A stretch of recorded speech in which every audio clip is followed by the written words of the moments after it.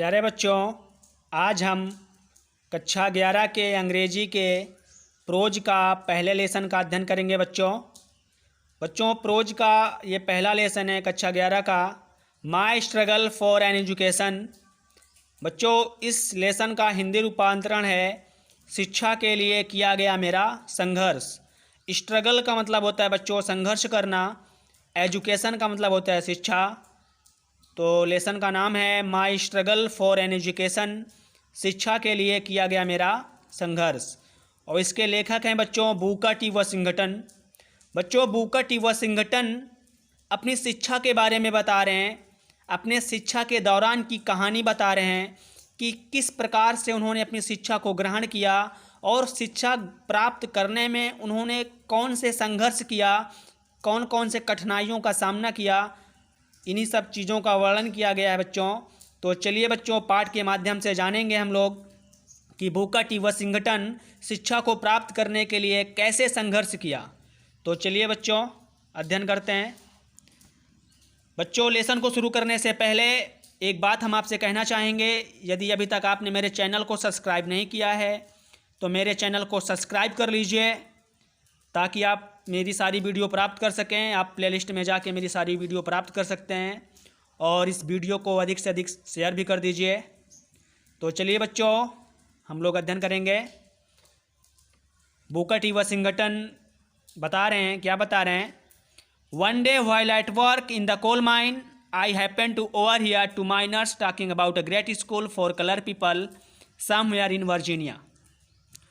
One day माने एक दिन, while at work in the coal mine, coal mine का मतलब होता है बच्चों कोयले की खान, वाइल का मतलब होता है के दौरान।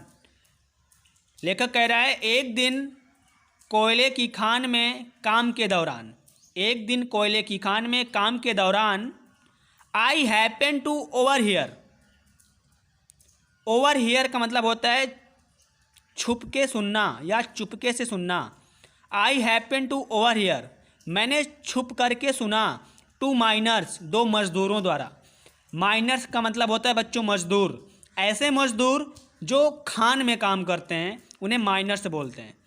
तो एक दिन जब मैं कोयले की खान में काम कर रहा था तो मैंने दो मजदूरों को बात करते हुए सुना, talking about a great school, एक बड़े से विद्यालय के बारे में। मैंने दो मजदूरों द्वारा एक बड़े से विद्यालय के बारे में बात करते हुए सुना। For coloured people, coloured people का मतलब होता है बच्चों काले लोग। अब वो विद्यालय फॉर कलर पीपल, काले लोगों के लिए था। समवेयर इन वर्जीनिया, जो वर्जीनिया में था। This was the first time, यह पहली बार था, दैट की I had ever heard any thing about any kind of school और कॉलेज। यह पहली बार था कि मैंने कभी पहले भी इस प्रकार के स्कूल और कॉलेज के बारे में सुना था। दैट वॉज मोर पिटेनियस, जो अत्यधिक दिखावे के लिए था, जो अत्यधिक दिखावे के लिए था। Than the little coloured school in our town, हमारे कस्बे की तुलना में। लेखक बताना चाहता है कि हमारे कस्बे में, हमारे टाउन में एक छोटा विद्यालय है काले लोगों के लिए, तो उसकी तुलना में ये जो विद्यालय था, ये जो मजदूर थे जो बात कर रहे थे, वो अत्यधिक दिखावे के लिए था। हमारे कस्बे के विद्यालय की तुलना में वो विद्यालय अत्यधिक दिखावे के लिए था और यह मैंने पहली बार सुना था। आगे देखेंगे बच्चों, as they went on describing the school, describing का मतलब होता है बच्चों वर्णन करना। As they went on describing the school, as माने जिस प्रकार, दे माने वे, went on describing the school, जिस प्रकार वे विद्यालय के बारे में वर्णन कर रहे थे। इट सीम्स टू मी, तो मुझे ऐसा प्रतीत हुआ, दैट की इट माने यह, मस्ट बी माने होगा, द ग्रेटेस्ट प्लेस, सबसे बड़ा स्थान ऑन अर्थ, पृथ्वी पर। तो मुझे ऐसा लगा कि यह स्थान पृथ्वी का सबसे बड़ा स्थान होगा। Not even heaven presented more attraction for me, heaven का मतलब होता है बच्चों स्वर्ग, अट्रैक्शन का मतलब होता है आकर्षित करना। फॉर मी माने मुझे स्वर्ग भी आकर्षित नहीं हुआ। एट दैट टाइम, उस समय। Then did the Hampton normal and agriculture institute in Virginia, बच्चों ये उस विद्यालय के संस्था का नाम है जिस विद्यालय के बारे में दो मजदूर बात कर रहे थे। क्या नाम है संस्था का? Hampton normal and agriculture institute in Virginia, ये बच्चों संस्था का नाम है। तो लेखक बताना चाहता है कि Hampton normal and agriculture institute in Virginia की तुलना में मुझे स्वर्ग भी उतना आकर्षित नहीं हुआ जितना मुझे ये संस्था आकर्षित हुई, अर्थात जितना मुझे यह विद्यालय आकर्षित हुआ। आगे देखेंगे बच्चों।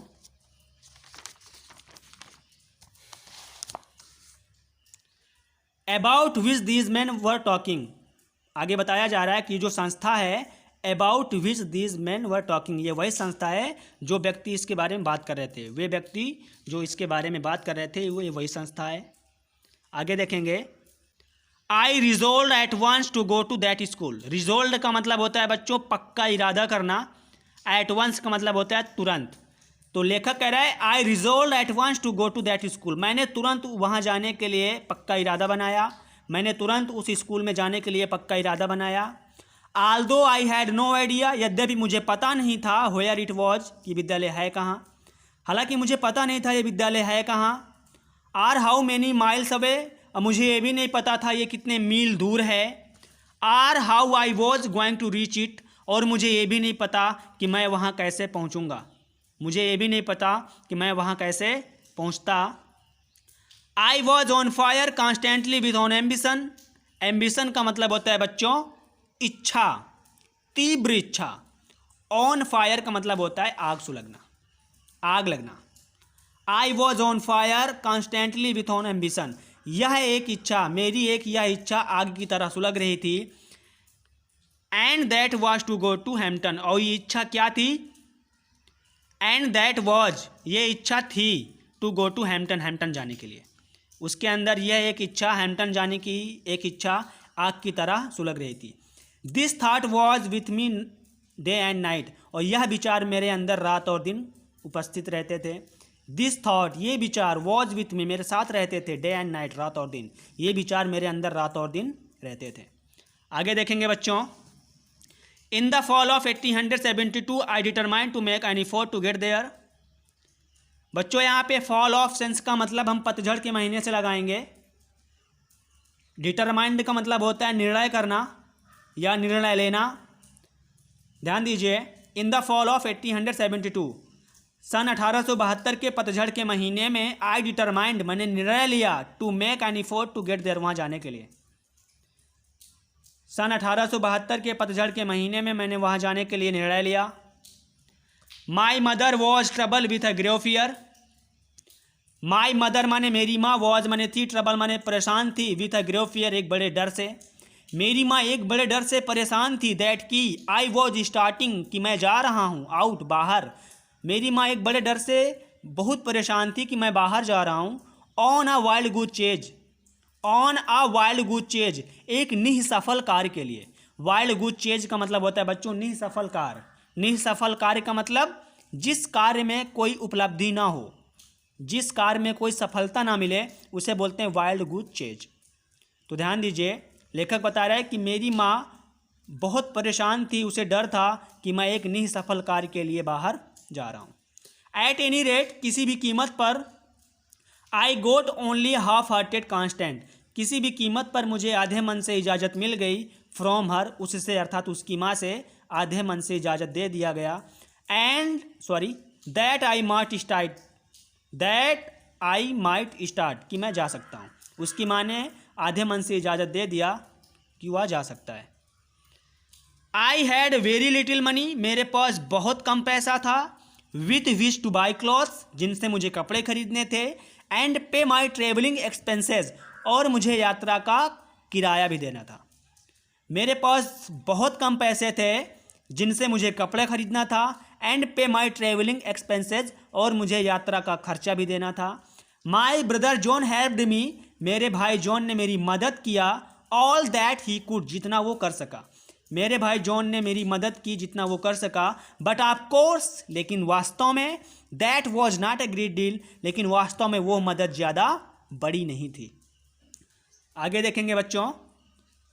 फाइनली द ग्रेट डे केम, अंत में जाने का समय आ गया, अर्थात वह दिन आ गया।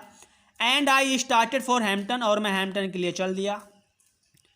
आई had only a small cheap satchel, ध्यान दीजिए बच्चों, चीफ का मतलब होता है सस्ता, सचल का मतलब होता है बस्ता या झोला।